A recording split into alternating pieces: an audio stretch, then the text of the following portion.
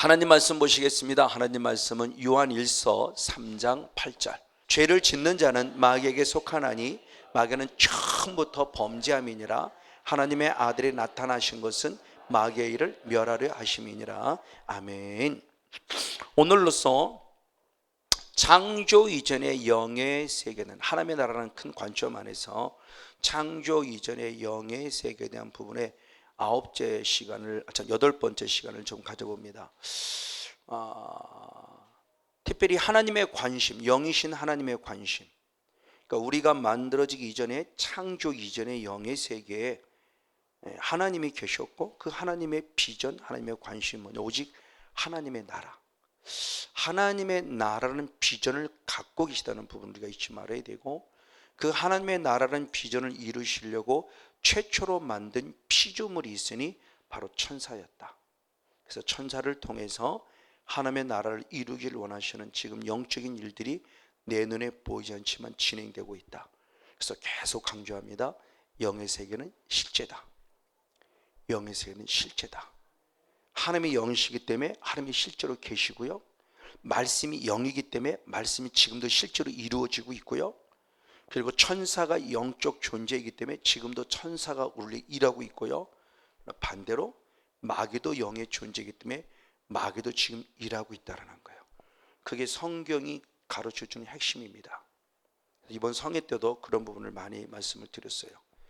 이스라엘의 단순한 역사로 보지 마세요. 구약을 단순한 이스라엘의 역사로 보면 우리에게 아무런 의미 없어요.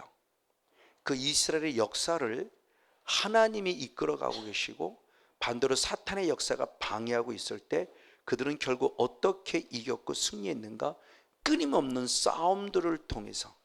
그러니까 이스라엘과 골리앗과의 싸움으로 보지 마시고요, 이스라엘과 바벨론과의 싸움으로 보지 마시고요, 하나님과 사탄의 세계와의 싸움으로 봐라. 하나님은 이스라엘 백성을 택하였기에 끊임없이 지켜주시고, 끊임없이 보호해주시고, 끊임없이 함께 해주시고, 그냥 단순히 육의 조건으로 하나님을 날 도우셨어라고 그런 기준이 아니라 영의 세계에서. 그런 반면에 사탄은 이스라엘 백성, 하나님의 백성, 오늘도 우리 하나님의 자녀들 끊임없이 공격해 들어오고, 이것이 내 영에서 빨리 인식해야 된다. 그걸 의식하는 삶을 살아라. 마귀는 육으로 살아가지 말아라. 영이신 하나님이고요, 말씀도 영이고요, 우리도 영적 존재예요. 그럼 결국 주는 우리들에게 영을 위해 살아가라는 거예요. 근데 우리는 자꾸 육을 위해 살아가요. 그래서 갈라디아서 6장 10절의 말씀을 보면, 영을 위해 사는 자는 영으로부터 사망을 거두지만 영을 위해 살아가는 자, 즉 성령을 위해 살아가는 자는 성령으로부터 생명을 거둔다고 말씀하고 있어요. 육을 위해 살아가는 자는 육으로부터 사망이 오지만 영을 위해 살아가는 자는 영으로부터 바로 생명이 온다는 거예요. 저와 여러분 삶의 기준이 어디입니까? 그 부분 속에서 지난주에는 마귀라는 존재에 들어갔을 때 첫 번째 마귀가 누구냐라는 부분 속에서 이름이라는 부분을 중심으로 살펴봤어요. 성경에 수없는 기름, 신약이든 구약이든 대표적인 게 사단, 그리고 마귀, 그리고 귀신, 사마귀하고 우리가 이해하면 돼요. 사단과 마귀가 귀신의 이름이 공통적인 고유 명사로 쓰였어요. 이런 명사로 쓰였는 반면에 여기에 따른 수없는 별칭들이 있어요. 여러 가지 많은 별칭들이 있어요. 여러 가지 많은 별칭들이 구약의 단어를 통해서 보면은 잘 나타나는 단어가 뭐냐? 벨리알. 근데 우리 성경에는 벨리알이라고 쓰지 않았어요. 우리 성경은 뭐라고 썼냐? 불량자 이렇게 썼어요. 또는 행실이 나쁜 사람 이렇게 써 있어요. 또는 잡류, 또는 비류, 또는 난류, 이런 등등의 단어로 써 있는데 이게 원어를 보면 벨리알이에요. 그러니까 벨리알이 사탄의 또 다른 이름이에요. 별칭. 근데 벨리알이라는 단어를 통해서 성경에 보면 너무나 많은 부분 속에 이런 단어로 사탄의 존재가 우리 안에 등장하고 있음에 대해서 잘 비춰주고 있어요.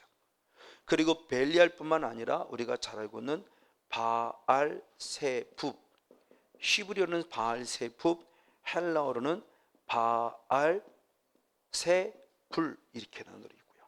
이런 단어로도 많이 되어 있고요. 그리고 여러 가지 많은 때 구약의 말씀에 보면 리워야단, 지금 개역 개정은 다 리워 단어로 배 있어요. 감사해요. 오히려 이건 개역 성경보다 개역 개정 성경이 바뀌어진 성경이 더 잘 표현됐어요. 리워야단, 이것이 개역 성경에는 악어라고 해석이 되어 있고요. 악어뿐만이 아니라 때로는 용으로도 상상 속에 비추어져 있고, 뱀이라는 단어로도 상상 속에 비추어져 있고요. 여러 가지 많은 단어들 속에서 성경 자체가 사단의 이름으로 여러 모습으로 지금 비추어지고 있다는 겁니다. 그럴 때 단순히 여러분들 성경 읽을 때 그것을 그냥 이건 어떤 것 하고 그냥 끝남이 아니라, 이것이 지금 사단을 우리에게 하나님이 가르쳐 주기를 원하는 거구나, 빨리 인지하라는 거예요. 성경을 좀 영으로 보자는 겁니다. 그럼 훨씬 더 달리 볼 수가 있습니다. 그리고 난 다음에 신약 성경을 통해서 말하면 마지막에 아볼론이라고 하는 단어가 있어요. 이 아볼론이라는 단어는 구약 성경에 뭐로 표현되느냐, 멸망 또는 사망 이런 단어로 표현되어 있어요. 그러니까 아볼론이라는 사단의 이름이 멸망이란 단어로, 사망이란 단어로 우리에게 비춰주고 있다는 거예요. 그럴 때 여러분, 멸망이란 단어를 대할 때, 사망이란 단어를 대할 때, 그냥 멸망, 우리가 가지고 있는 사전적 의미로 그냥 죽었구나, 끝났구나 이런 개념으로 보지 말고, 이 멸망과 사망을 지금 누가 갖다 주냐는 겁니다. 사단의 의미를 보라는 겁니다. 사단이 이 사람을 결국 건드려서 죽였구나, 그래서 이 사람의 영혼을 결국 지옥으로 보냈구나라고 생각을 하라는 거예요. 성경을 읽을 때 육으로 읽지 말고 영으로 보라는 겁니다. 왜? 예수님도 이 땅에 오셨을 때 마태복음 3장에 니고데모와의 대화 속에서 거듭남에 대한 부분을 얘기를 합니다. 거듭남이란 단어를 사용하는데 놀랍게 니고데모는 이 거듭남을 무엇으로 듣냐? 육으로 들어요. 그러니까 뭐라고 말합니까? 엄마 뱃속에 또 들어갔다 나와야 돼 라고는 얼뚜당뚜하는 얘기를 해요. 그러니까 예수님이 엄마 뱃속에 또 들어갔다가 다시 태어난다는 것이 아니라 영으로 다시 거듭나는, 새롭게 태어나는 걸 말해라고 말하며, 주님은 이 거듭남에 대해서 우리의 영혼의 구원에 관해서 얘기하지만 이걸 이해하지 못해요. 요한복음 6장에도 마찬가지예요. 오병이의 사건 이후 예수님은 지금 많은 사람들이 임금 삼으려고 하니까 조용히 떠납니다. 근데 그들은 끝까지 쫓아와요. 그때 요한복음 6장 24절 이후에 26, 25절의 말씀에 보면 너희들이 표적을 본 까닭에 나를 쫓음이 아니라, 그래서 표적의 목적을 얘기했어요. 표적을 보고 그 표적의 목적을 보고 나를 쫓은 것이 아니라 너희들이 떡 때문에, 너희들이 먹을 것 때문에, 너희들이 고기 때문에 나를 쫓는구나 하고 주님이 마음 아파하세요. 그러면서 주님이 이제 사역 자체가 바뀌는 전환점이 된다고 했죠. 약 2년 정도는 불특정 다수들에게 표적을 보여주면서 복음을 전했어요. 근데 그 표적의 목적 안에 들어오지 않으니까 예수님의 사역이 전환점이 됩니다. 오병이의 사건 이후에 이제는 불특정 다수가 아니라 제자 중심의 말씀 사역으로 바뀌어요. 핵심적인 예수님의 사역의 전환점이 돼요. 물론 표적과 기사와 이적이 그 외에는 없으니 있었어요. 근데 그만큼 많이 성경에 기록되지 않았다는 것이죠. 있기는 있었는데 많이 기록되지 않았다는 것은 예수님의 사역이 분명히 전환이 되고 있는 거예요. 그러니까 정말 우리에게 중요한 모습이죠. 그랬을 때 예수님, 그 사람들이 그러면 당신을 믿을 만한 표적을 또 보여달라 그랬더니 예수님이 뭐라고 말하느냐? 너희들의 조상들이 어디 있었니? 광야에 있었습니다. 광야에서 뭘 먹었니? 떡을 먹었습니다. 만나를 얘기하는 겁니다. 그랬더니 주님이 내가 생명의 떡이라 그래요. 당신이 생명의 떡이라 그래요. 그러면서 이 떡과 이 피를 먹고 마셔야 한다라고 말했을 때 사람들이 이해를 못해요. 그 당신이 떡이라고 말하면 자기를 먹으라 그러지. 그리고 내가 생명의 피라고 말하면 나를 먹으라지. 그러니까 예수님을 먹는, 그 피를 먹고 떡을 먹는다는 걸 육으로만 이해를 하니까 이해가 안 되는 거예요. 그래서 요한복음 6장 60절 61절 위에 말씀에 보면 제자들이 예수의 말씀이 어렵다 하여 예수님을 떠나요. 육으로 들으니까 이해가 안 돼요. 왜? 육으로는 그냥 뭐 표적이나 보여주고 병이나 고쳐주고 떡이나 먹여주면 할렐루야 하고 박수 치는지 모르는데, 주님은 그 자체가 목적이 아니었다는 거죠. 근데 자꾸 박수 칠 일, 눈에 보이는 거, 우와 죽은 자가 살아났네, 와 오 마이 갓, 아 원더풀, 오 예, 막 이런 것만 할 줄 알지, 그분이 그 일을 왜 행하셨는가라는 표적의 목적을 모르고 들어오니까 주님이 답답하신 거예요. 그래서 마가복음 8장 12절에 뭐라고 말하냐, 자꾸 너희들이 표적만 요구하면 나는 다시는 너희들에게 표적을 행사하지 않겠다 그래요. 주님의 의도를 알아야 돼요. 병을 고쳐줬으면 병을 고쳐줌으로 끝남이 아니라 병을 고쳐준 그 이후로 이 다음 단계로 나가서 영을 이해해서 그 다음에 주님이 뭘 원하는가라고는 사후관리 차원에서 깊이 은혜 안에 들어오는 지성소의 영성이 들어가야 되는데, 다 우리는 번제단에 머물러 있어요.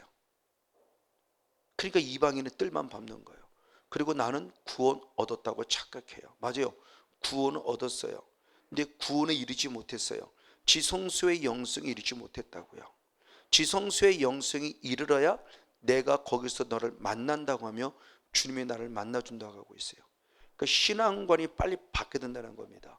그걸 깨우치기 위해 예수님이 친히 오셔서부터 예수님의 사역이 전혀 다른 관점으로, 지금까지의 관점, 구약과 신약과는 차원이 다른 관점으로 넘어가는 예수님의 실제적인 우리의 신앙관, 이런 것들이 새롭게 변화되기를 원하고 있는 거죠. 보수라는 입장 안에서 전통적인만 지키는 게 아니에요. 보수 속의 개혁을 통해서 예수님의 사역을 발견하고 예수님의 마인드를 발견하고 하나님의 섭리를 발견하고 그 뜻을 쫓아가는 신앙으로 계속 우리는 개혁이 돼야 돼요. 변화가 돼야 된다는 겁니다. 이 부분의 모습을 지금 우리 주님께 영으로 가르치고 있는 거예요. 그러니까 저와 여러분은 조금 더 영적인 눈이 열리고 영적인 귀가 열리고 영적인 마음이 열려서 성경에서 원하는 하나님의 뜻이 무엇인가를 찾아가며 그 뜻을 이루어낼 수 있는 저와 여러분 우리 모두가 되기를 주님으로 간절히 축복하고 축원을 드립니다.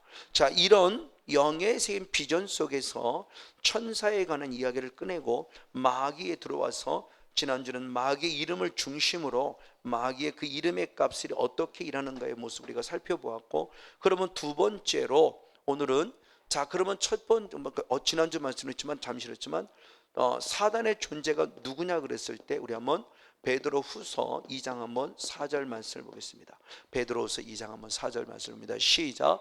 하나님이 범죄한 천사들을 용서치 아니하시고 지옥에 던져 어두운 구덩이에 두어 심판 때까지 지키게 하셨다. 아멘.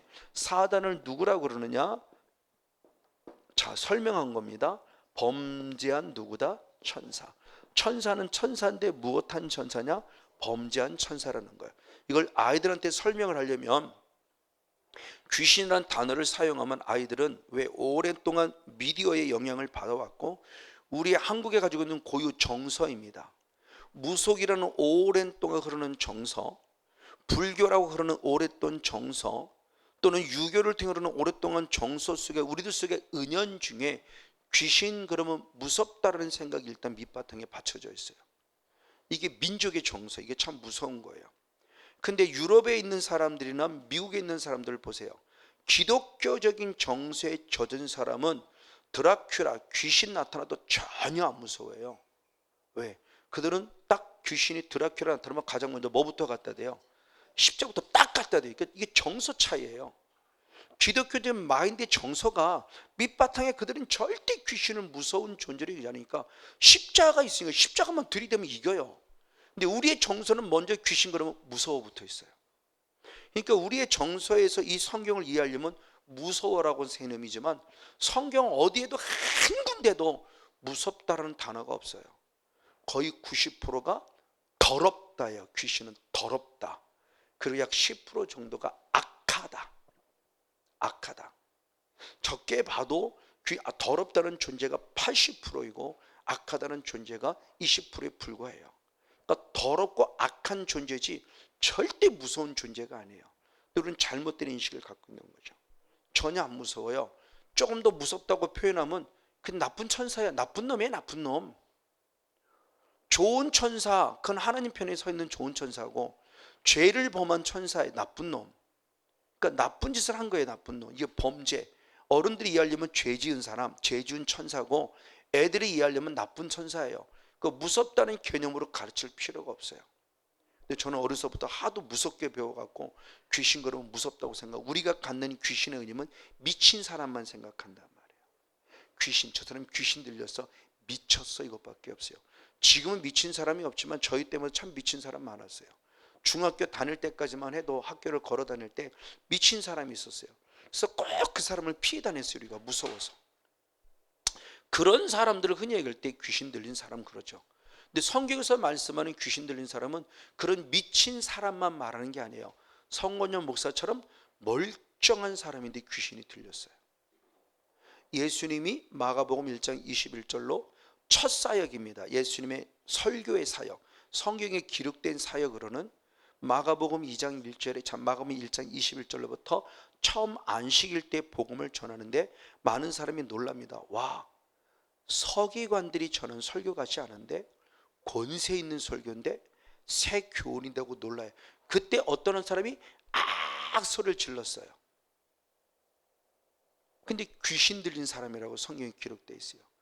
귀신 들린 사람이 예수의 말씀만 듣고도 악 소리를 질렀어요. 왜 나를 괴롭게 합니까? 하고 예수님이 항변했어요. 예수님이 떠나가 그랬어요. 그 사람이 떠나가고 악한 영이 떠나고 그 사람은 잠잠해졌어요. 근데 성경의 답이 뭐냐? 아무런 답이 없어요. 뭐를 말하느냐?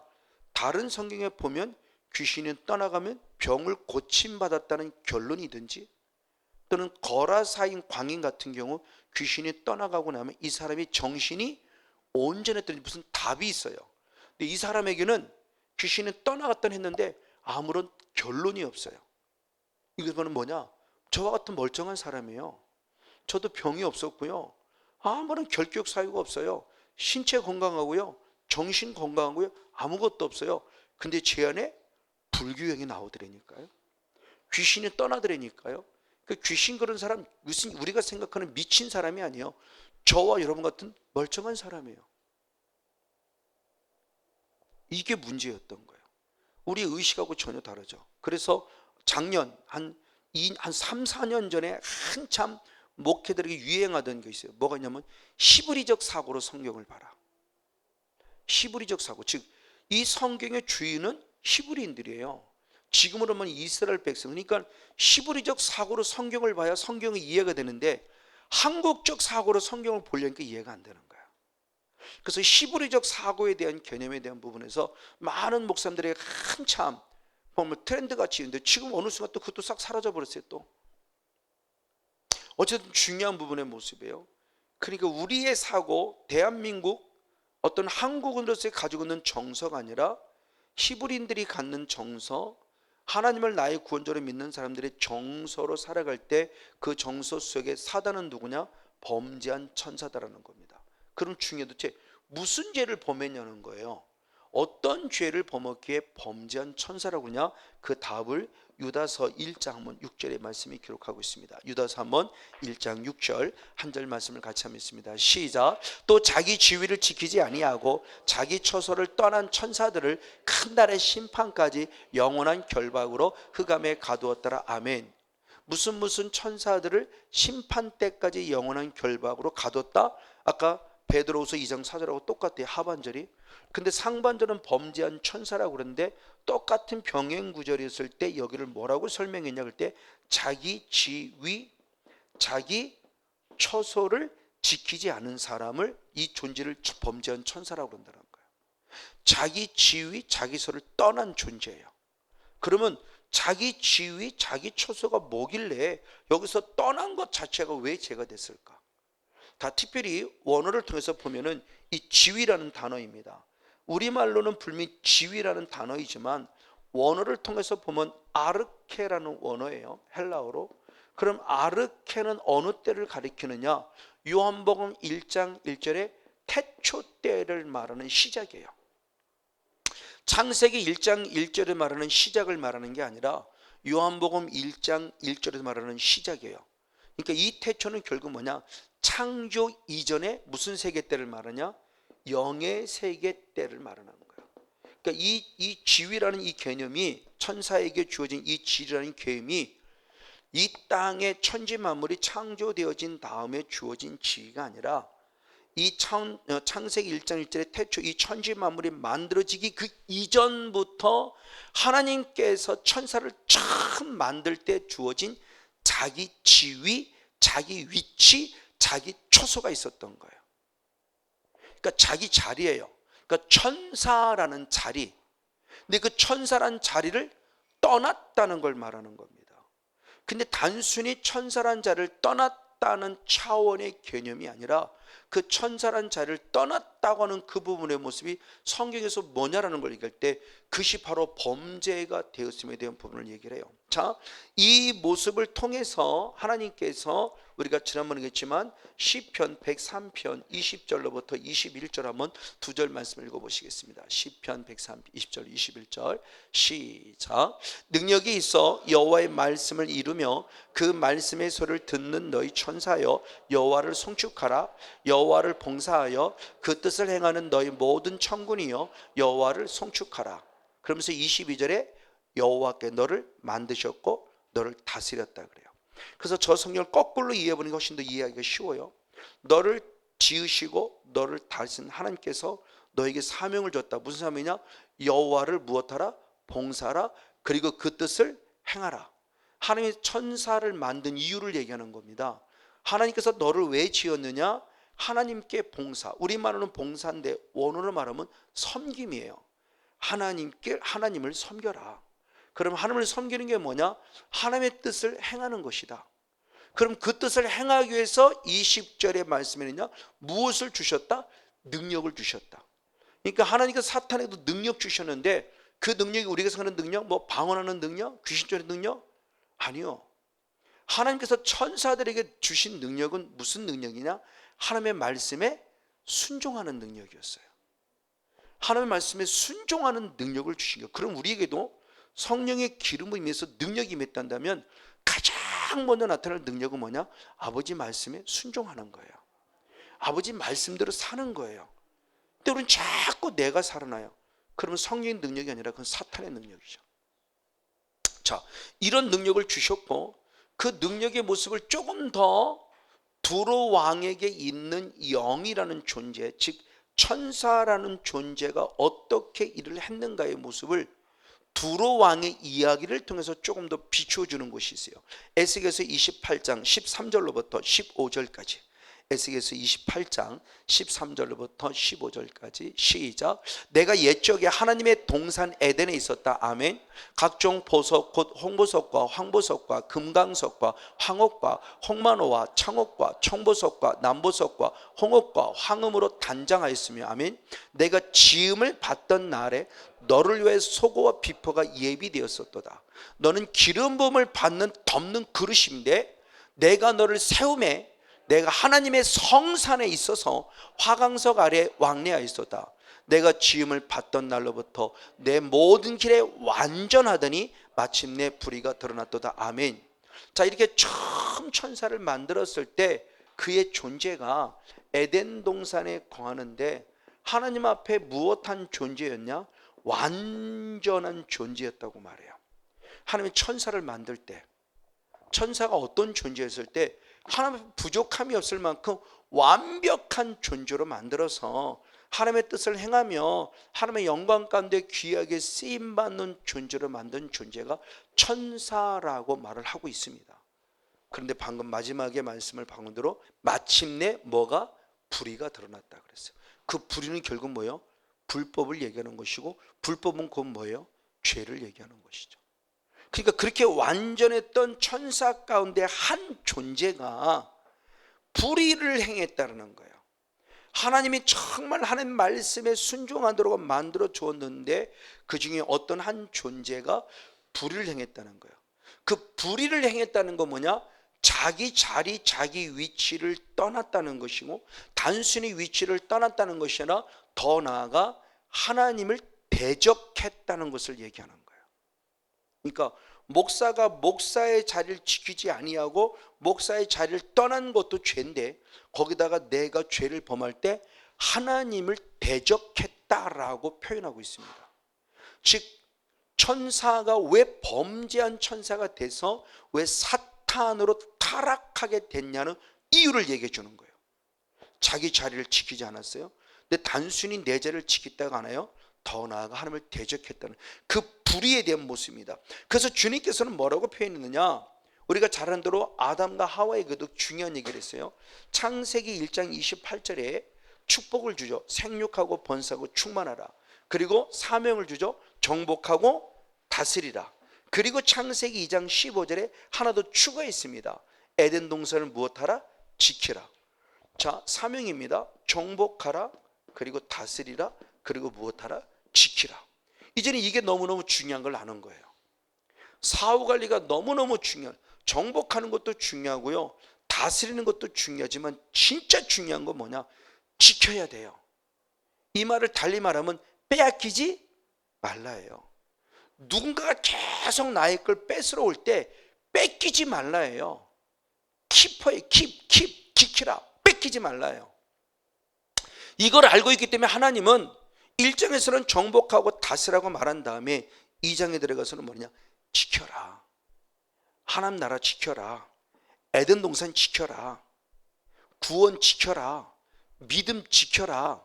말씀 지켜라. 이게 지금 우리에게 준 사명, 영적 싸움의 차원에서 너무너무 중요한 분, 이 지키라고 했다는 모습입니다. 맞습니다.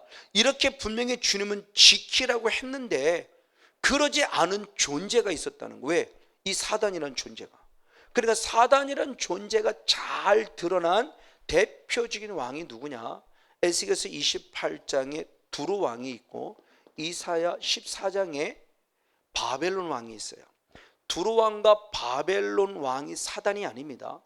베드로가 사단이 아니듯이, 그러나 베드로에게 누가 역사했냐? 사단이 역사한 것처럼 두루 왕에게 사단이 역사하고 있고 바벨론 왕에게 사단이 역사하고 있다는 걸 얘기를 하는 거예요.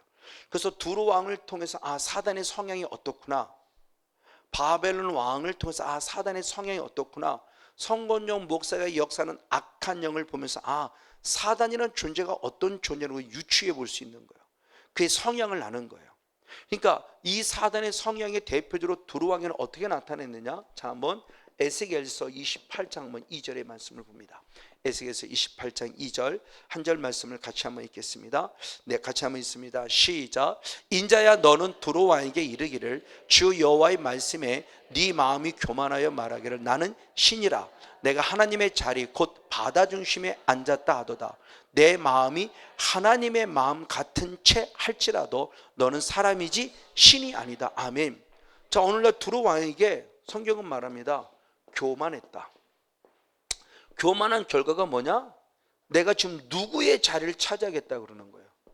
하나님의 자리. 자, 두루 왕은 분명히 사람이에요. 사람인데 사람이 지금 누구의 자리를 찾으려고 그래요? 하나님. 자, 육이라는 존재를 입고 있으면서 영이신 하나님의 자리를 찾으려고 하나님의 자리를 영적 쿠데타, 지금 하나님의 자리를 찬탈하고 하려는 모습이 두루 왕 속에 보여준, 이게 대표적인 사단의 성향입니다. 자, 베드로에게도 사탄아 떠나가라 그랬어요. 베드로가 사탄 아니에요? 근데 베드로 안에 예수님의 사역을 방해하는 한 존재가 있으니 그게 누구냐? 사탄이에요. 그러니까 예수님은 베드로를 향해서 사탄아 떠나가 그랬어요. 너는 나를 넘어지게 하는 자로다. 내가 하나님의 일을 생각지 않고 도리어 사람의 일을 생각한다고 차단시켰어요. 인본주의 신앙으로 타락한 거예요. 사람의 일. 영의 사람은 어떻게든 하나님의 일을 생각하는데 육의 사람은 인본주의로 빠집니다. 그래서 로마서 8장 5절로 6절의 말씀에 보면 육에 속한 사람과 영에 속한 사람인데 육에 속한 사람은 사망이지고 영에 속한 사람은 생명과 평강이라고 그래요. 그러니까 열매를 보면 아는 거예요. 내가 똑같은 하나님의 일을 하면서도 끊임없이 근심, 걱정, 염려, 시기, 질투, 분노, 짜증에 있다. 하나님의 이르는 미명 아래, 이건 육에 속한 사람이에요. 사탄에 의해서 지금 내가 하나님의 일을 미명하여 하고 있는 거예요. 영에 속한 사람은 똑같은 하나님의 일인데 환경과 여건이 나빠도 절대 근심, 걱정, 염려, 원망, 불평, 근심, 시기, 질투, 다툼은 없어요. 오히려 그런 어려운 역경 안에도 의와 평강과 희락을 누려요. 이 사람이 진짜 영의 사람이라는 거예요. 그러니까 그런 의미에서도 중요한 의미를 보는데, 인본주의 신앙으로 따라가고 자기 욕심이 개입이 되면서 자기는 사람인 걸 뻔히 알면서도 내가 하나님이야 라고 하는 사람이라는 거예요. 그럼 바벨론도 똑같아요. 바벨론 왕도. 자, 한번 바벨론 왕 역시 한번 보겠습니다. 자, 이사야 14장 13절 14절을 봅니다. 이사야 14장 13절 14절 두 절 봅니다. 시작. 내가 마음에 이르기를 내가 하늘에 올라 하나님의 뭇별 위에 나의 보좌를 높이리라. 내가 북극 지폐 산 위에 좌정하리라. 내가 가장 높은 구름에 올라 지극히 높은 자와 비기리라 하더라. 지극히 높은 자와 비교하더라. 그러니까 하나님의 자리를 찬탈하는 거예요 지금요. 자, 하나님의 뭇별 위에 나의 보좌를 높이라. 내가 하늘에 올라가서 하나님의 자리에 내가 앉겠다는 거예요. 하나님께 비기겠다는 거예요. 이게 지금 사탄의 성향입니다. 그러니까 사탄이 자기 자리를 지키지 않았다는 게 무엇인가를 지금 얘기를 해주는 거예요. 단순히 하나님을 섬겨야 될 자리를 떠나 그냥 떠났던 차원이 아니라 그 자리를 떠나고 대신해서 무엇을 했다? 하나님의 자리에 올라가려고 했다. 그것이 누구를 통해 나타났다? 지금 두로 왕을 통해서, 바벨론 왕을 통해서 정확하게 말씀을 통해서 보여주는 거예요. 맞아요. 이렇게 두로 왕과 바벨론 왕 속의 역사는, 악한 영의 존재는 결국 영적 쿠데타, 이 말을 달리 말하면 자기가 하나님이 되겠다라고 말하는 거예요. 그 영향력이 바벨론과 두로 왕 전에 누구에 나타나냐? 아담과 하와에게 돼요. 자, 한번 창세기 3장 5절의 말씀을 봅니다. 창세기 3장 5절 한 절 말씀을 같이 한번 읽겠습니다. 시작. 너희가 그것을 먹는 날에는 너희 눈이 밝아 하나님과 같이 되어 선악을 알 줄을 하나님이 아심이니라. 아멘. 자, 보세요.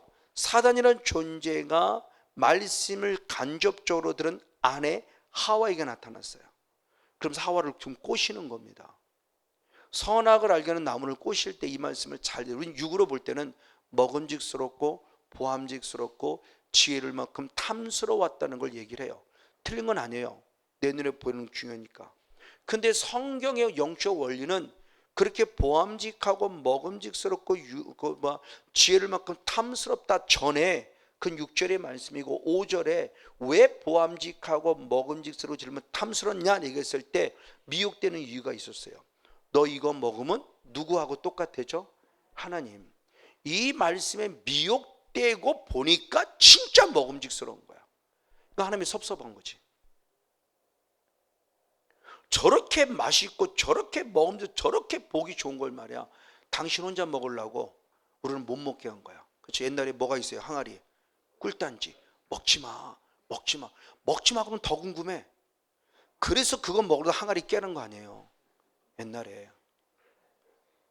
그걸 먹으라 그랬으면 안 먹었을 텐데 그거 먹지 말라고 하니까. 그러니까 아담의 입장으로 보면 얼마나 억울해, 얼마나 섭섭해. 하나님이 당신하고 똑같아질까 봐 말이야 우리 보고 먹지 말라고 그랬다고. 그 사탄을 미혹하는 방법이 참 그러니까 짐승 중에 가장 지혜로운 자예요. 우리말로는 간교하다고 쓰게 있어요.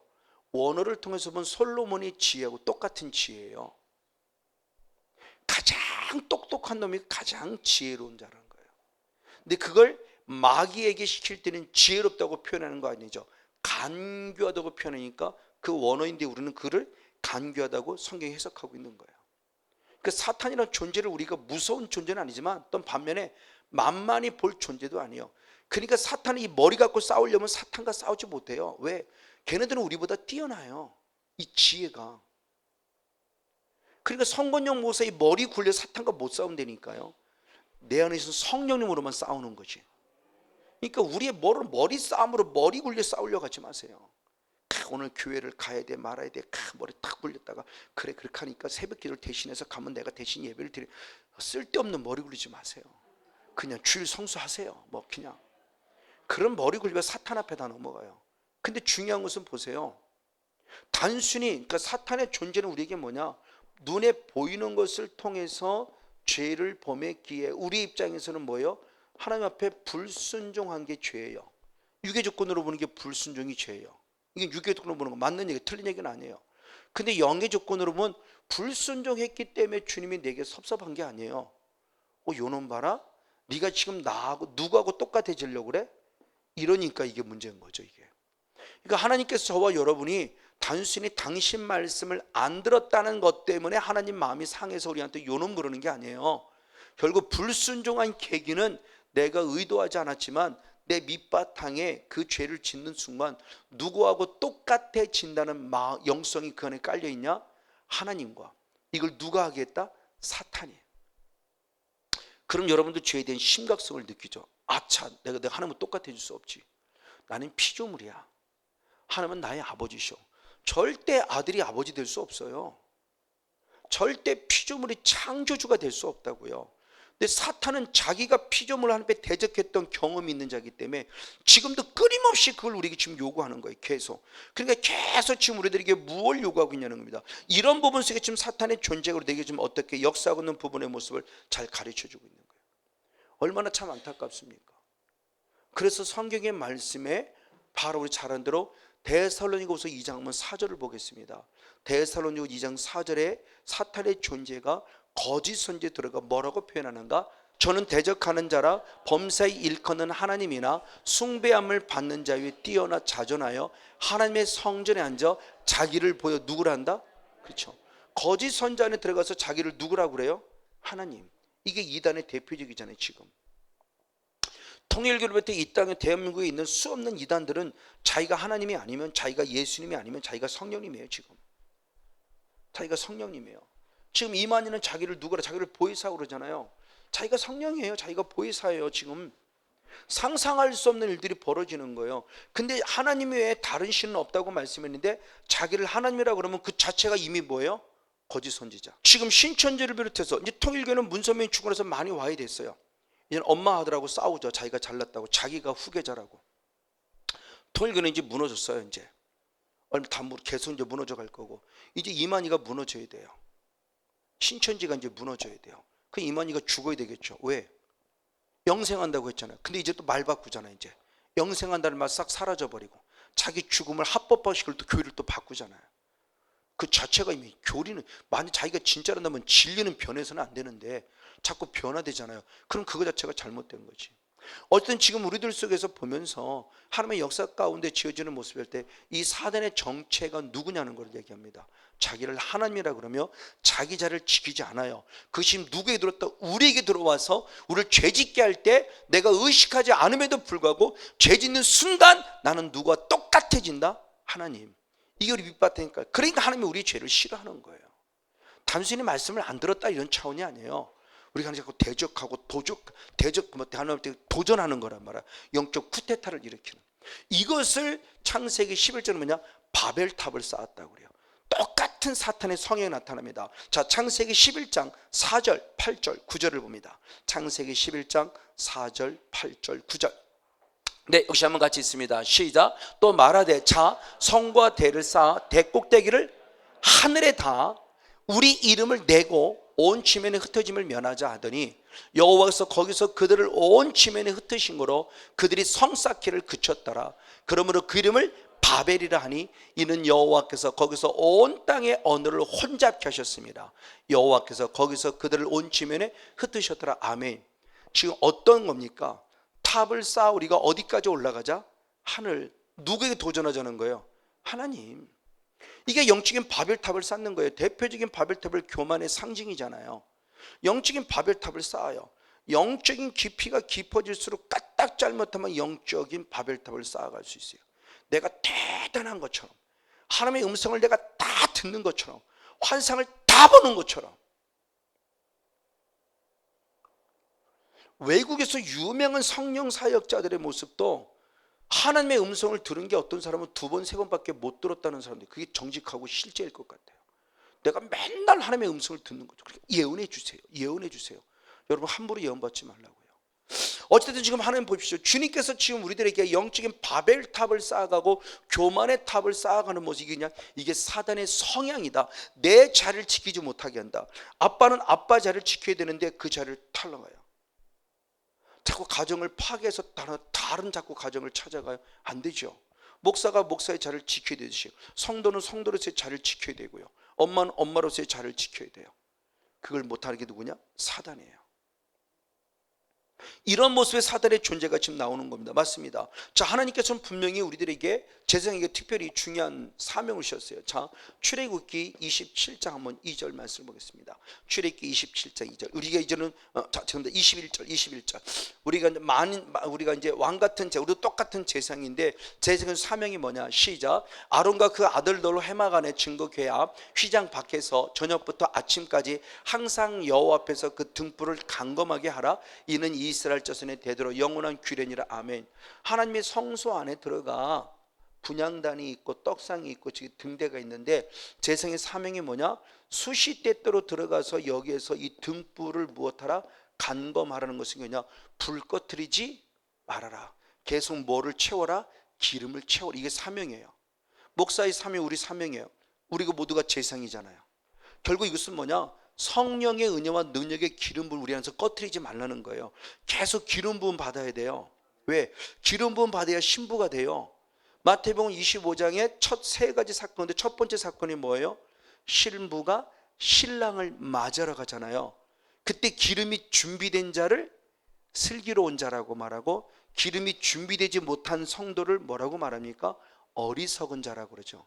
기름이 준비된 자는 예수님이 늦게 오셨기에 기름이 깐당깐당할 때 기름을 충전해서 다시 신랑 되는 예수님을 맞이할 수 있었어요.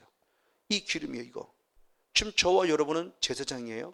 그러면 늘 간검하고 늘 우리 스스로를 점검해 보면서 내 안에 성령의 기름 부음이 꺼지지 않도록 늘 기름으로 채워야 돼요. 기름으로 준비되어야 돼요. 지금 그 사명입니다. 근데 이 사명을 감당하지 못한 자가 누구냐? 엘리 제사장이에요. 그럼 엘리상은 어떻게 했느냐? 사무엘상 3장 1절로 3절. 사무엘상 1절로 3절 말씀을 봅니다. 역시 한번 같이 봅니다. 시작. 아이 사무엘이 엘리 앞에서 여호와를 섬길 때에는 여호와의 말씀이 희귀하여 이상이 흔히 보이지 않았더라. 엘리의 눈이 점점 어두워가서 잘 보지 못하는 그때 그가 자기 처소에 누웠고 하나님의 등불은 아직 꺼지지 아니했으며 사무엘은 하나님의 궤가 있는 여호와의 전에 누웠더라. 아멘. 자, 어린 사무엘이 엄마에서 일찍이 하나님께 맡겨졌고 엘리상을 통해 영적인 훈련을 받는 중인데 지금 엘리상이 영적인 주인입니다. 이스라엘 이끌어가는. 근데 그 주인의 영성이 지금 전체적인 국민의 백성들의 영성과 똑같은 거예요.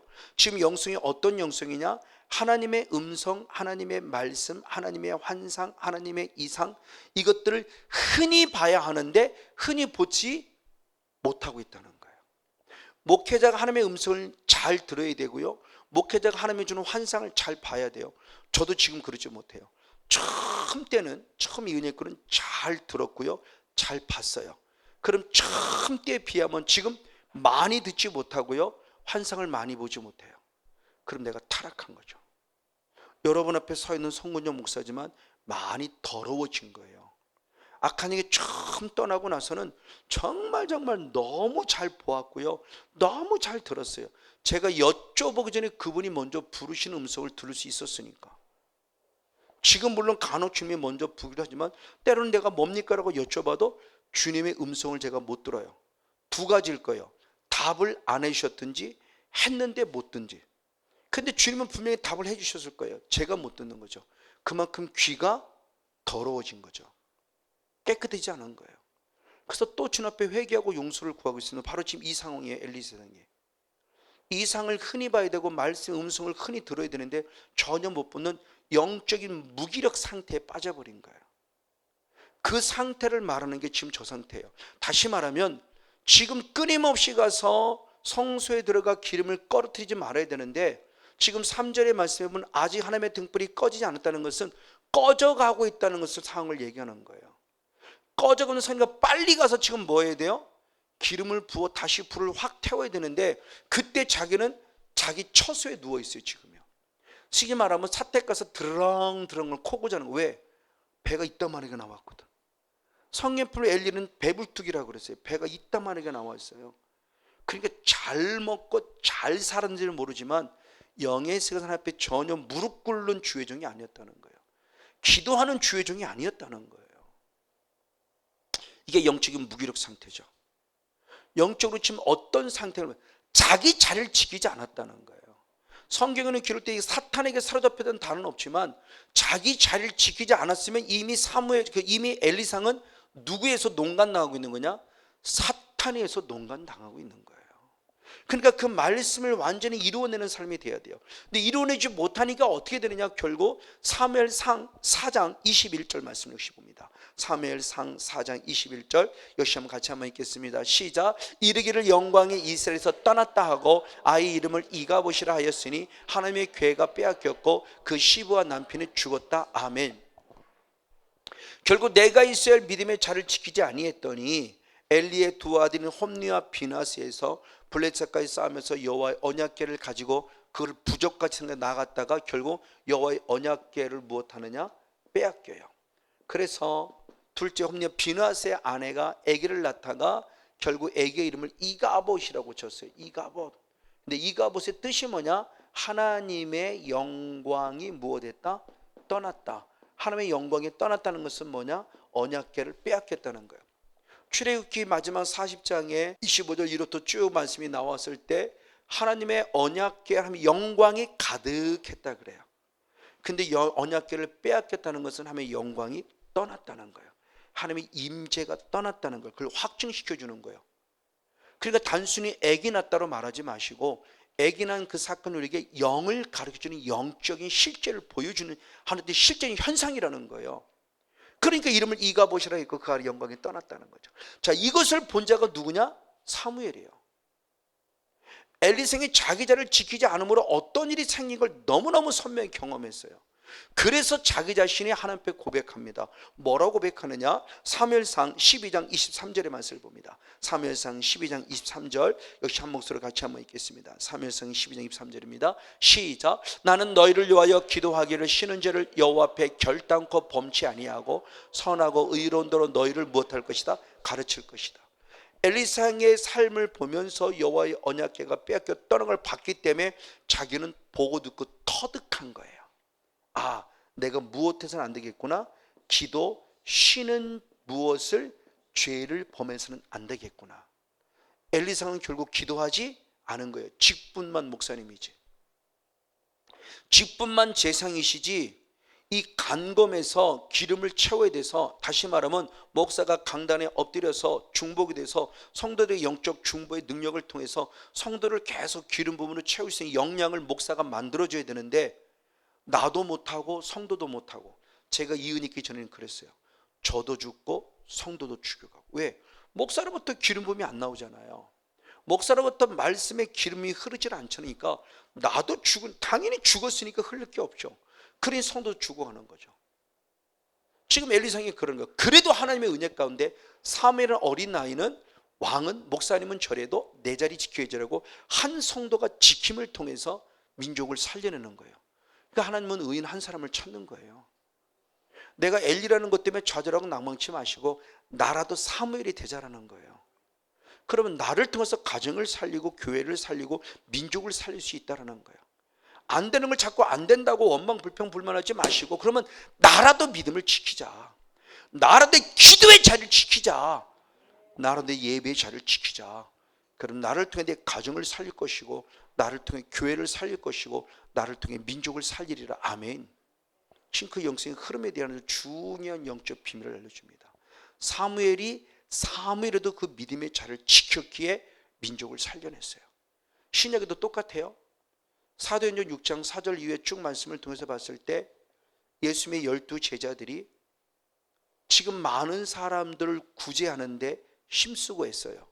그래도 자꾸 부족함이 나타나요. 그러니까 문제가 생겨요.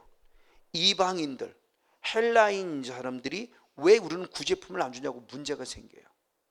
그랬을 때 깨닫습니다. 아, 이건 우리가 할 일이 아니구나. 그래서 7 집사님을 세웁니다. 그러면서 뭐라고 말하는가? 우리는 말씀과 기도한 일에 전무할 터이니 집사님들이 신방해 주시고 교회를 관리해 주세요라고 만드는 최초의 직분자 7 집사님이 만들어지는 거예요. 그러니까 주의 종의 자리, 그 자리가 뭐냐는 거예요. 성건용 목사가 지금 여러분 앞에 서 있는데 말씀과 기도하는 일에 전무하지 않고 여러분이 서 있으면 저는 거짓말장이에요. 어떻게든 말씀 연구해야 되고 어떻게든 기도의 분량을 채우려고 애쓸 때 여러분 앞에 신실하고 하나님 앞에 신실한 자가 될 수 있고 여러분의 유익을 줄 수 있고요. 그렇지 않으면 저는 나무 껍데기예요. 저에게는 생명이 없어요. 그냥 허수아비일 뿐이에요. 그러면 여러분은 여기 오면 안 돼요. 왜? 나는 아무런 생명인데 나무 껍데기 여러분한테 물을 주겠습니까? 뭐를 주겠습니까? 무슨 영양분을 주겠습니까? 뭔가 가진 게 있어야 줄 수 있죠. 그러니까 저는 저의 위치를 지켜야 돼요. 말씀에 기도한 일에 전무하는 제 자리를 지켜야 돼요. 그래서 여러분도 부족하지만 저를 위해 중보기도 하나님, 우리 성건영 목사가 변질되지 않게 해주세요. 제가 하나님께 기도하는 많은 기도 가운데 한 군데가 하나님, 성건영 목사 교만하지 않게 해주시고 변질되지 않게 해달라고 늘 기도해요. 왜? 변질은 한순간에 돼요. 한순간에 성건영 목사 넘어집니다. 여자 때문에 넘어질 수 있고요, 명예 때문에 넘어질 수 있고요, 돈 때문에 넘어질 수 있어요. 그러니까는 정말 영성을 지키는 영적 사후 관리가 되지 않으면 한순간에 넘어져요. 그러니까 저도 제 믿음을 지키는데 최선을 다했지만 여러분의 중보기도가 필요해요. 하나님, 우리 성건영 목사는 자기 자리를 떠나지 않게 하옵소서. 자기 자리를 지키는 신실한 주의 종이 되게 해주시옵소서. 맞아요. 그래서 예수님은 이 기도와 이 말씀의 자리를 지키게 하기 위해서 우리에게 중요한 명령을 내립니다. 즉 하나님 품 안에 안기기 전이에요. 즉 예수님은 십자가에 죽으셨고 3일 만에 부활하셨고 40일간 이 땅에 계시면서 하나님의 나라의 비유를 설명하신, 하나님의 나라의 말씀을 설명하신 예수님이 사도행전 1장 4절 5절에 이렇게 말씀했습니다. 사도행전 1장 4절 5절 두 절 말씀을 같이 한번 읽겠습니다. 시작. 사도와 같이 모이사 저에게 분부하여 가라사대 예루살렘을 떠나지 말고 내게 들은 바 아버지의 약속하신 것을 기다리라. 요한은 물로 성세례를 베풀었으나 너희는 몇 날이 못되어 성령으로 세례를 받으라 하셨느니라. 아멘. 이 말씀과 기도하는 이 자리를 빼앗기지 않기 위해서 주님께서는 예루살렘을 떠나지 말라 그랬어요. 왜? 이유는 간단합니다. 우리에게 무엇을 보여주기 위함이다? 성령을 보내줄 터이니 예루살렘을 떠나지 말라는 약속을 하셨어요. 이게 주님의 최후의 지상 명령이죠. 그게 마태복음 28장의 말씀이고요. 내가 너에게 분부하여 가르친 것을 가르쳐 지키게 하라고 하면서 마지막 끝까지도 함께 할다고 그럴 때 성령을 너에게 부어줄 터이니 예루살렘을 떠나지 말라. 그래서 사도행전 1장 8절에 성령이 너에게 임하시면 권능을 받고 예루살렘과 온 유대와 사마리아와 땅 끝까지 이르러 내 증인이 되리라 약속하면서 예루살렘을 떠나지 말라고 그랬어요. 그럼 도대체 예루살렘을 떠나지 말라고는 주님의 의도가 뭐냐? 성령인데 이 성령된 약속이 신약에 있었고 오늘 갑자기 이루어진 약속이 아닙니다. 이미 구약 시대의 약속이 돼 있었어요. 자, 요엘서 2장 28절과 32절 두 절 말씀이 있습니다. 요엘서 2장 28절 32절 시작. 그 후에 내가 내 신을 만민에게 부어주리니 아멘. 너희 자녀들이 장래일을 말할 것이며 아멘. 너희 늙은이는 꿈을 꾸며 아멘. 너희 젊은이는 이상을 볼 것이며 누구든지 여호와 이름을 부르는 자는 구원을 얻으리니 할렐루야. 이는 나 여호와의 말대로 시온 산과 예루살렘에서 피할 자가 있을 것이며 아멘. 남은 자 중에 나 여호와 이름을 부를 자가 있을 것임이라 할렐루야. 자, 요엘 선자를 통해서 2장 28절로 32절까지 말씀에 마지막 때라고 그랬어요. 마지막 때에 주님이 뭐라고 표현했느냐? 너희 모든 육체, 모든 사람들에게 무엇을 보내줄 것이다? 성령을 보내줄 것이다. 그래서 너희 자녀들은 예언할 것이고 너희 아비들은 꿈을 꿀 것이고 청년들은 환상을 볼 것이라고 말하며 남녀노소를 불문하고 누구든지 성령 받아요. 왜? 지금까지는 왕이나 받고 선지자나 받고 제상들이나 받았어요. 흔히 말하는 하나님이 쓰기를 원하는 사람들한테만 주셨어요. 근데 주님은 마지막 약속할 때 이제는 모든 육체에게 모든 육체에게 성령을 부어서 하나님이 일을 행하시겠다는 거예요. 그러면 이렇게 성령을 주신 이유는 뭐냐? 환상 보는 게 중요하냐? 아니요. 중요하지 않은 것이 아니라 그게 중요한 목적은 아니라는 거예요. 그런 과정은 될 수 있지만 그런 환상을 보고 꿈을 꾸고 또는 뭐 이렇게 하나님께 주시는 그런 가운데 그 예언을 하게 한 목적은 마지막 32절의 말씀에 누구든지 누구의 이름을 부르게 하기 위함이다. 주의 이름을 부름으로 무엇을 얻게 하기 위함이에요? 구원. 그럼 환상을 주신 목적은 결국 뭐예요? 이것 때문이죠. 예언을 보고 예언을 하고 환상을 보고 꿈을 꾸는 게 목적이에요. 그러니 과정에 그런 과정들의 궁극적인 목적은 이것 때문에요. 주의 이름을 부름으로 구원하기 위해서. 그래서 예수가 성령이 없으면 예수를 주라 할 수 없다는 게 바로 그거예요. 그러니까 이 주의 이름을 부르게 함으로 결국 구원을. 그럼 어느 때 예언과 환상과 꿈을 통해서 우리에게 위기가 온다고 가르쳐 줍니다. 위기. 7년 대환란 같은 위기가 오는 이때 이런 위기가 왔을 때 주의 이름을 부르는 자가 구원을 얻는다는 거예요. 그러니까 성령은 순교를 가능하게 해요. 주의 이름을 부르게 해요. 그냥 막연히 우리처럼 그냥 뭐 능력 받으려고 꿈꾸려고 뭐 예언하려고 뭐 그래서 뭐 아니요. 우리에게 주는 위기, 우리에게 주는 예언, 우리에게 주는 환상, 우리에게 주는 꿈은 이걸 볼 수 있는 자가 되게 하기 위해요. 그래서 믿음 지키게 하려고. 그런데 이 믿음 구원의 모습이 주의 이름을 부르는 이 부분의 모습이 성령이 어디에서 이루어지냐고 했을 때 중요한 얘기가 바로 그거예요. 어디에서? 시온에서. 그리고 어디에서? 예루살렘에서라면서 예루살렘에 피할 자가 있을 것이다. 이 사람이 결국 누구예요? 120명이죠. 예루살렘 피했잖아요. 예루살렘을 떠나지 말라고 그랬어요. 500명이 예수의 부활을 목격했지만 마지막 남은 사람은 120명. 그러면 380명은 떠난 거죠. 처음부터 마가다락방에 있었는지 없었는지는 성경에 기록되니까 몰라요. 그러니까 있었다가 한 사람 한 사람씩 떠난 건지 처음부터 마가다락방에 모이지 않았는지를 모르지만 어쨌든 380명은 떠났어요. 그러니까 뭐냐? 피할 자가 있다고 그랬고 누구냐? 남은 자가 있다고 그랬어요. 예루살렘에 피할 자가 있고 남은 자, 이들에게 성령을 부어서 하나님이 이들을 부르신다고, 이들을 쓰시는 거예요.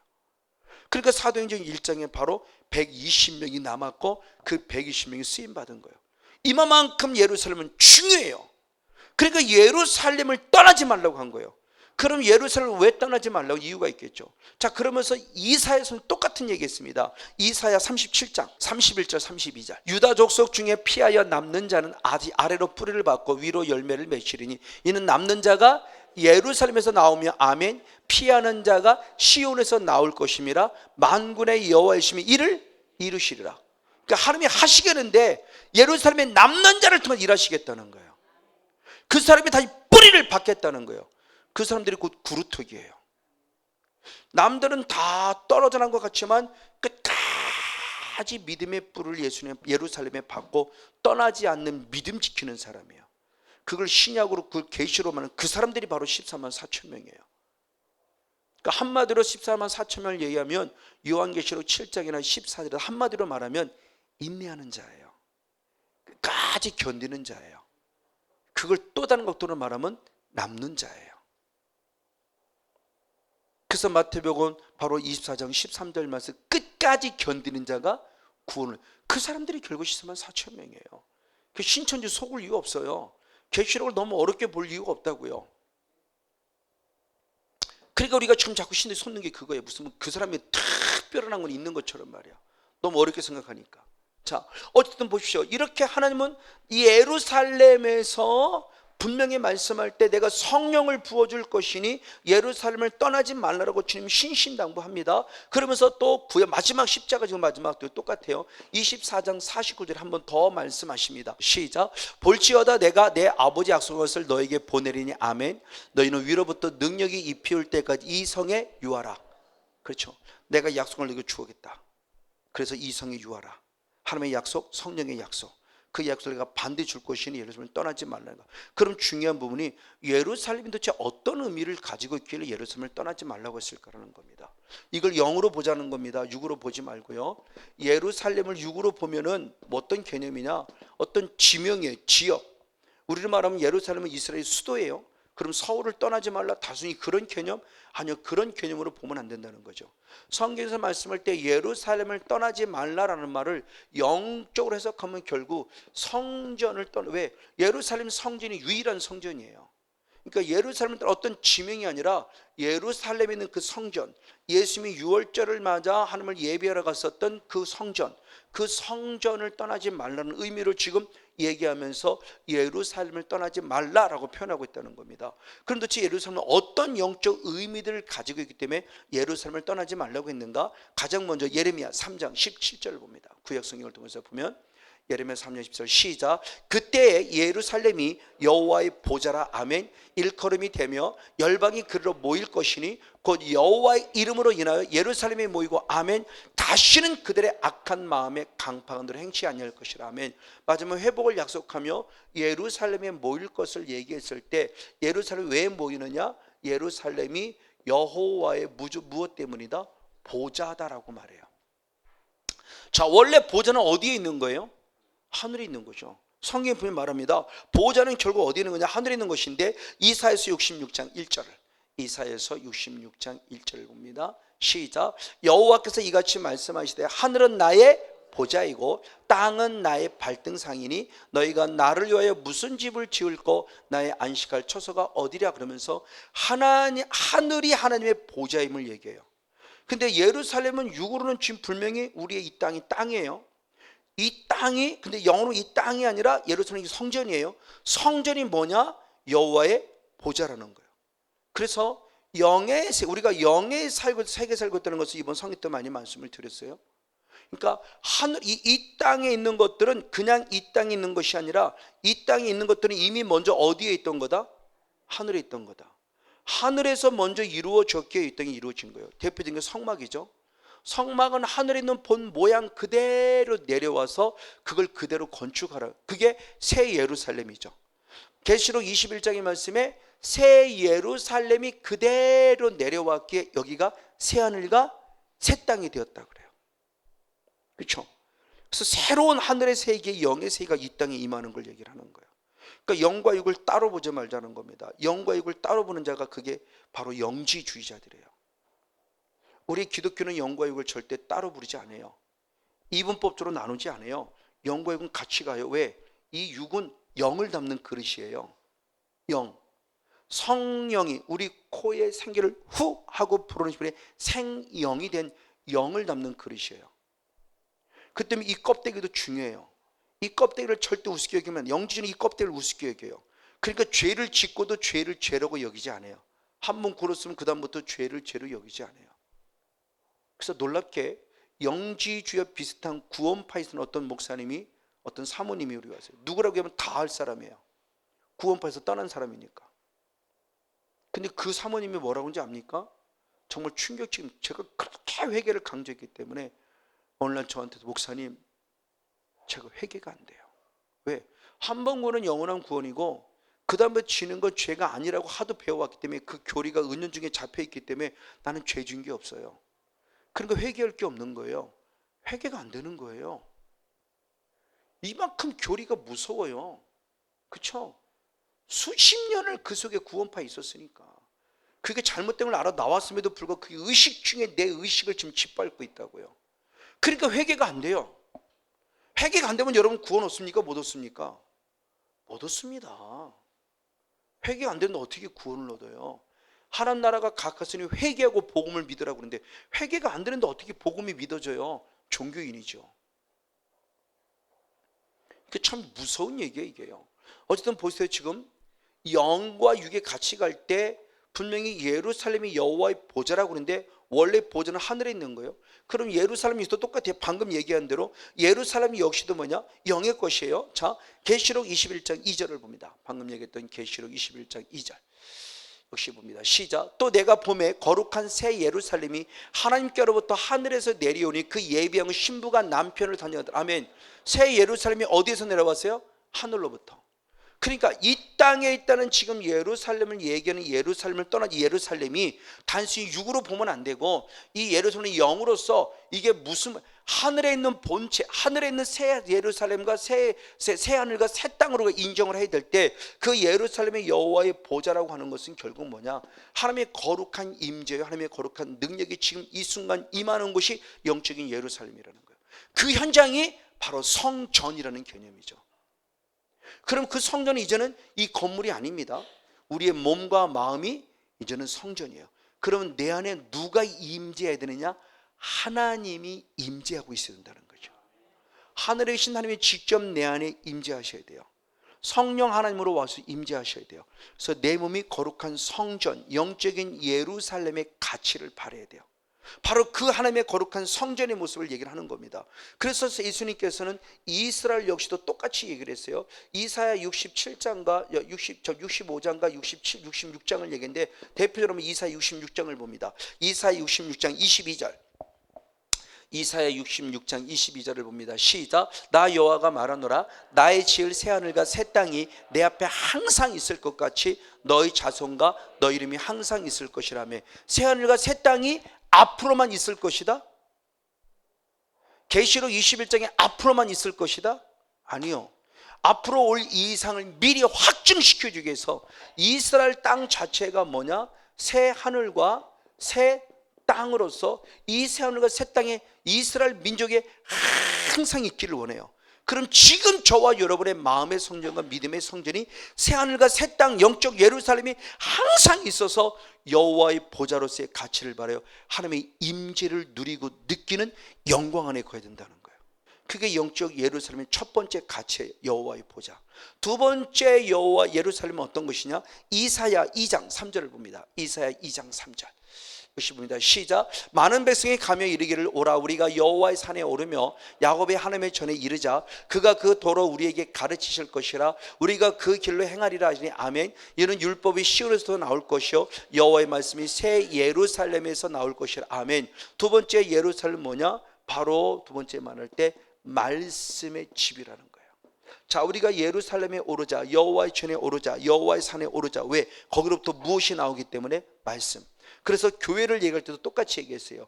디모데전서 3장 15절에 사도 바울이 이렇게 표현했습니다. 하나님의 집이 무엇인가에 대한 결론을 내렸습니다. 디모데전서 3장 15절 시작. 만일 내가 지체하면 너로 하나님의 집에서 어떻게 행할 것을 알게 하리니 이 집은 살아계신 하나님의 교회이고 진리의 기둥과 터이니라 아멘. 하나님의 집이 결국 뭐냐? 우리의 너희가 어떻게 행할 바를 알려주는 곳이라는 거예요. 그래서 진리의 기둥과 터전이라는 겁니다. 이게 바로 지성소의 영성이죠. 지성소의 영성이 있을 때 하나님의 나를 만날 때 우리의 무엇을 말해 어떻게 행할 바를 명령해 주는 것이 지성소예요. 이게 하나님을 만나는 현장이에요. 그러니까 영적인 예루살렘이 이제 우리의 몸이 됐으니 이 몸에 결국 무엇이 새겨져야 돼요? 하나님의 말씀, 그리스도의 편지가 되어야 돼요. 이것이 늘 말씀. 그래서 베드로 전서 4장 11절 말씀에 너희가 무슨 말을 하려거든 하나님의 말씀을 하는 것 같이 하라는 겁니다. 그러니까 생각이 언어로 나오는데 성건영 목사에게 말씀이 있으면 늘 무엇이 나와요? 말. 근데 제가 말씀은 없고 간증만 있으면 간증거리밖에 안 나올 거예요. 그렇잖아요. 뭐를 쫙 짜면 그 안에 있는 게 나오잖아요. 성건영 목사를 짜면 뭐가 나와야 돼? 하나님의 말씀이 나와야 된다는 겁니다. 왜? 영적인 예루살렘이기 때문에. 그러면 여러분을 짜면 뭐가 나와야 돼요? 영적인 예루살렘이니까 말씀이 나와야 돼요. 근데 얘기만 나왔다면 돈 얘기 나오고 대화만 났다 그러면 무슨 하나님의 말씀의 전도사가 아니라 기가 막힌 어디 먹을 때는 거기 가봐 되게 맛있어. 음식 전도사가 돼갖고 예수님의 전도사는 아니고 나오면 뭔가 나올 때 뭐가 나오냐는 내 안에 있는 게 나오는데 영적 예루살렘이라면 하나님의 거룩한 임재를 느껴서 늘 무슨 말을 하면 말씀이 나오는 자가 된다는 거죠. 예수님도 12살이 됐을 때 유월절을 맞아 성전에 갔는데 성전에 갈 때 이 엄마가 뒤늦게 찾죠. 예수님이 뭐예요? 성전에서 듣기도 하고 묻기도 하니 그 물음을 듣는 많은 사람들이 무엇하더라? 놀래요. 와, 왜? 예수님이 뭐가 나오는 거예요? 말씀.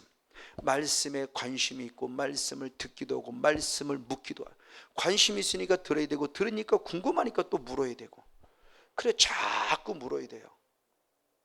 이게 정말 내 몸이 거룩한 영적 예루살렘이라는 증거예요. 그러고 하면 세 번째 우리의 몸은 결국 뭐냐? 만민이 또 기도하는 집이에요. 자, 이사야 56장 7절. 이사야 56장 7절 역시 한 절 말씀을 같이 한번 읽겠습니다.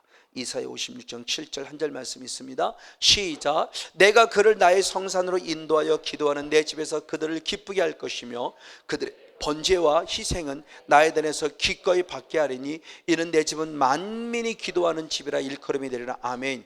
이미 구약시대부터 주님은 이스라엘 백성들로부터 아니라 이방인들로부터 영광 받을 것을 말씀하셨고, 그래서 이방인들이 하나님께 들어와 예배할 때 그 예배를 받겠다고 말하면 이제부터는 그러므로 이 땅은, 이 성전은 너희들의 것이 아니라 누구의 것이다? 만민이라고 말하며 이방인에까지 길을 열어놨어요. 지금까지는 성전에 들어온다 할지라도 이방인의 뜰이 있어. 이방인이 하나님께 들어오지 못했어요. 너희는 여기까지야. 근데 주님이 이제는 모든 걸 다 열어서 누가? 이방인도 들어오는 만민이 기도하는 집으로 활짝 열어놓은 거예요.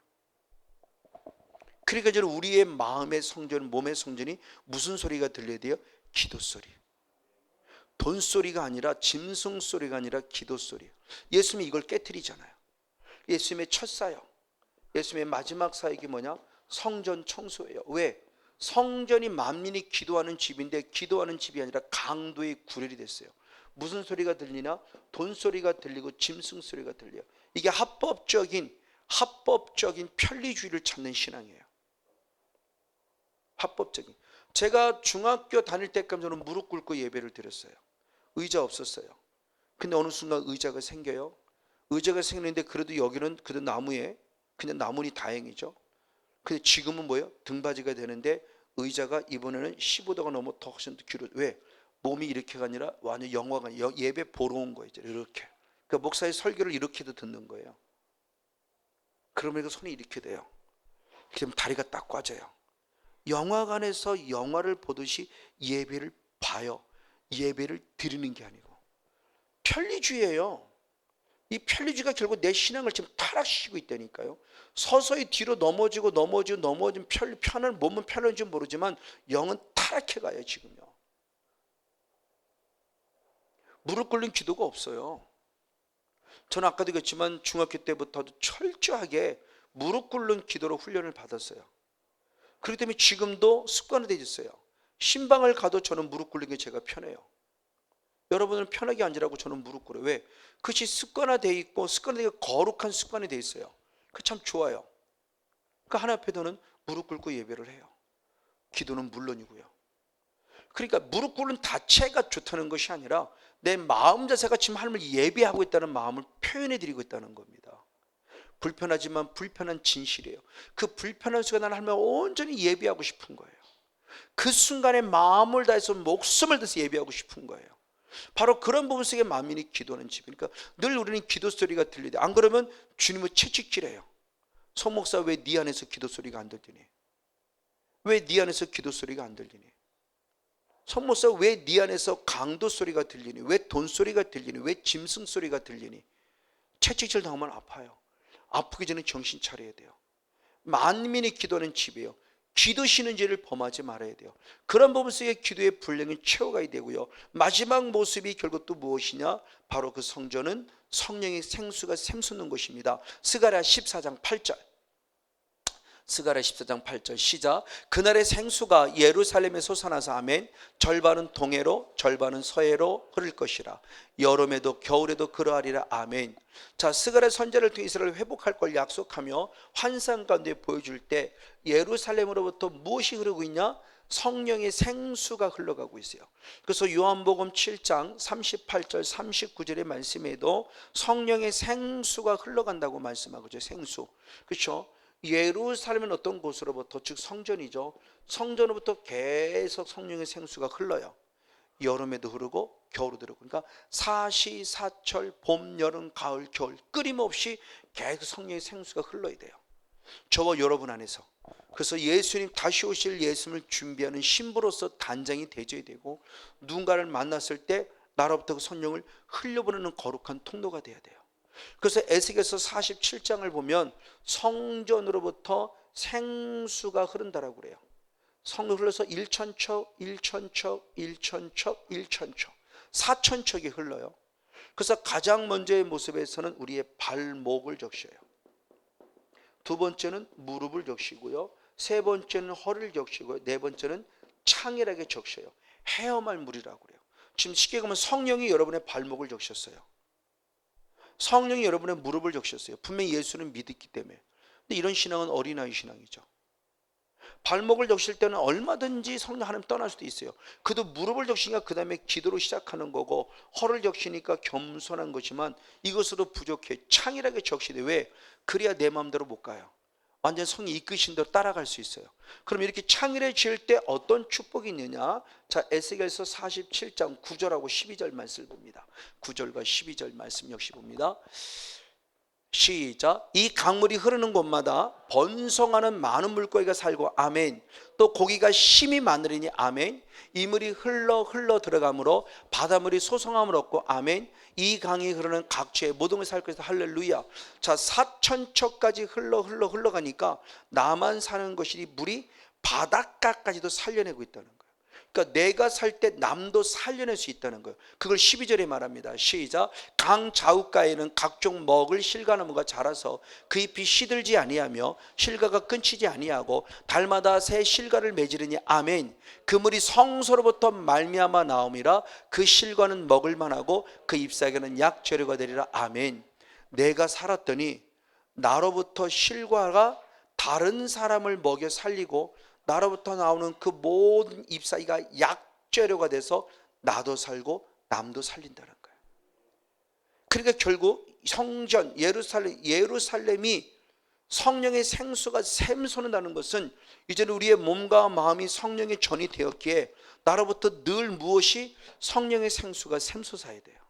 그래서 말씀의 집으로서, 기도의 집으로서 말씀과 기도에 전무할 때 성령을 받으니 성령의 생수가 흘러넘쳐야 될 것이고, 그것이 결국 여호와의 보좌로서 하나님의 임재를 누리고 하나님의 통치를 받는 자의 삶입니다. 여러분의 마음의 심령에 말씀이 살아있기를 축복합니다. 기도가 살아있기를 축복합니다. 이것은요, 지식을 말하는 게 아니에요. 실천화하라는 거예요.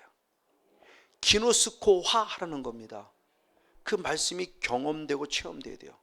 저는 여러분들에게 1년에 12시간 하라, 2년에 2시간 하라, 감히 이렇게 못해요. 그렇게 하고 싶지 않고요. 그러나 저는 이것만큼은 좀 여러분에게 강조하고 싶어요. 부족하지만 제가 그나마 말씀 안에 따르는 것은, 다독도 어느 순간 했지만 정독을 좀 많이 하라고 하고 싶어요. 정독을 계속 하십시오. 그게 결국 큐티가 됩니다. 똑같은 내용을 좋아요. 한 번 읽고, 두 번 읽고, 세 번 읽고, 네 번 읽고, 다섯 번 읽고, 여섯 번 읽고, 일곱 번 읽고, 여덟 번, 깨달을 때가 10번 읽으세요. 그리고 자꾸 궁금한 걸 좀 여쭤보세요. 그게 영적인 큐티이고, 여러분의 레마의 말씀이 될 것이고, 기노스카의 말씀이 될 거예요. 그러면 그 다음부터 자신 있게 그 말씀을 증거할 수 있습니다. 여기로가 아니라 여기로요. 그래서 지와 정과 의 행동화 될 수 있을 만큼 많이 말씀으로 채워져서 여러분 스스로의 영적인 예루살렘의 가치를 바라서 성령이 떠나지 아니함으로 성령 충만한 가운데 성령 힘입어서 말씀을 방해하고 기도를 방해하는 악한 영과 싸워 이김으로 하나님의 나라가 풍성해지고, 하나님의 나라가 풍성해진 만큼 영혼력이 강건하고 담대해진 가운데 멋지게 싸워 이기는 승리의 주인공 우리 모두가 되어지기를 예수님의 이름으로 간절히 축복하고 축원을 드립니다.